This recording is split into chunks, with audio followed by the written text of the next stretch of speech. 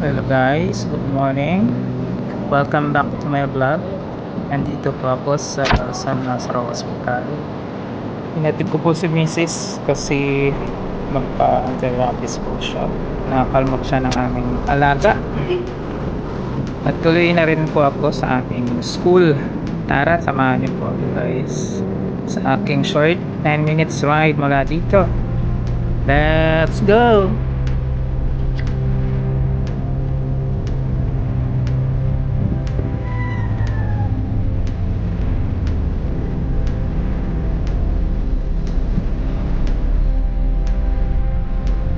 Medyo mainit na po ang panahon ngayon guys. Magma-March na po kasi. Summer na.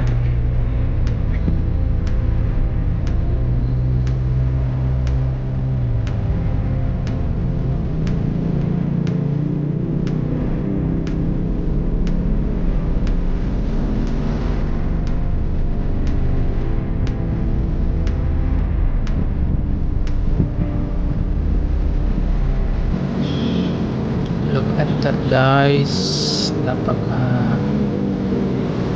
Liwalas ng kalangitan. Kulay blue.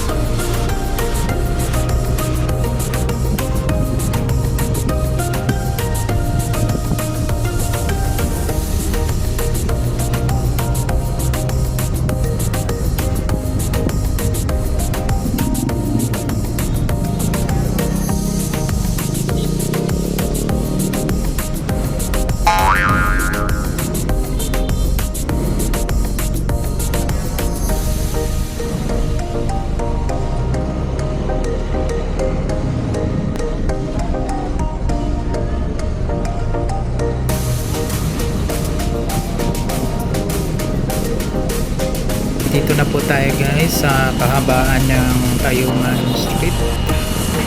Puntang Pretil na po tayo. Napansin ko dito sa kanang bahagi ito ay matagal na po itong road repair construction.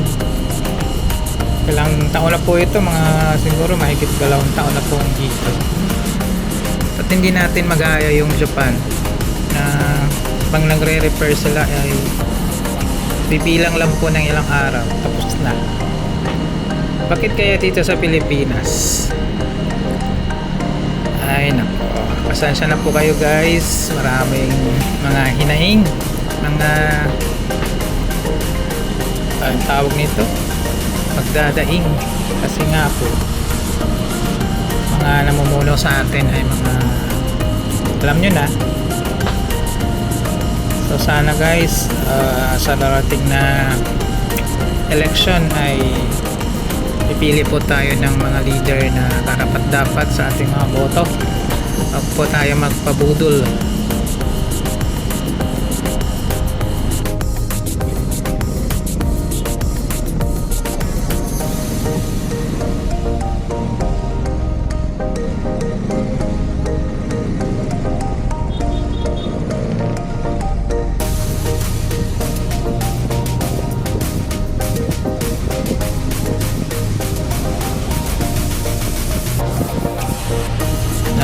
Nakapulong na po tayo guys. Malapit na yung aming school dito. Bandang Pier 14. Sa likuran lang ng school namin ay Mel Lopez Boulevard na po.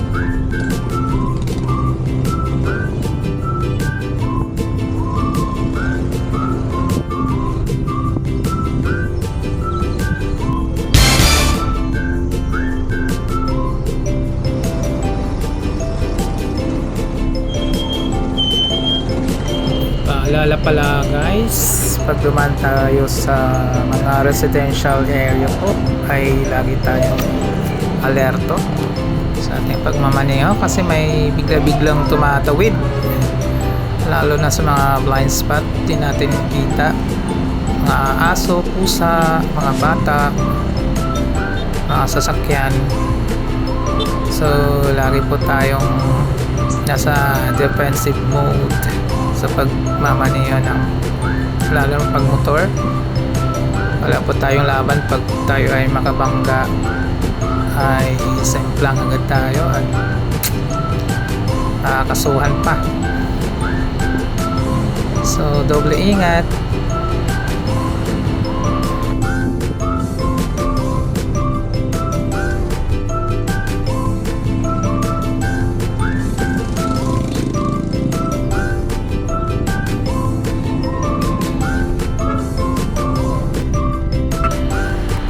Papasok na po tayo guys sa Eskinita kung saan nandun yung school natin. Ito yung karaniwang hinaing ng mga nagdi-deliver sa school namin. Masikip ang daan at may mga nagdo-double parking pa sa bawat gilid, kaya lalong sumisikip. Nahihirapan po yung mga sasakyang papasok dito sa school namin.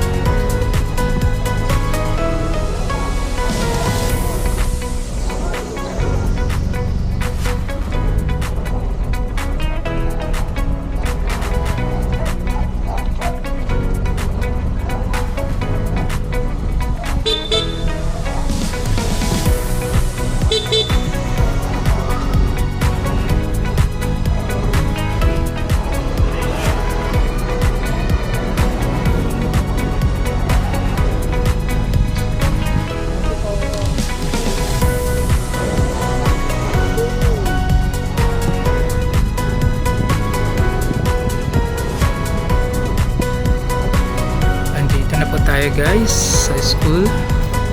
Maraming salamat po sa inyong pagsama sa aking short ride. Hanggang sa muli.